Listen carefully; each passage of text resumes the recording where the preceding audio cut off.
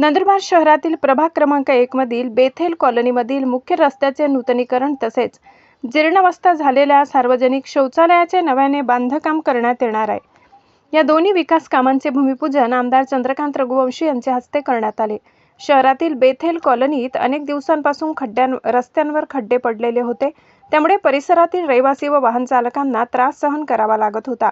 परिसरात शैक्षणिक संस्था असल्यामुळे विद्यार्थी व त्यांच्या पालकांना देखील रस्त्यावरील खड्ड्यांचा त्रास होत होता। त्याचप्रमाणे शौचालयाची देखील जीर्णावस्था झाली होती। प्रभागातील नगरसेवक तथा माजी नगराध्यक्ष कुणाल वसावे, नगरसेविका ज्योती राजपूत यांनी आमदार चंद्रकांत रघुवंशी, नगराध्यक्ष रत्ना रघुवंशी यांना सदर बाब निदर्शनास आणून देत उपाययोजना करण्याचे सुचविले होते।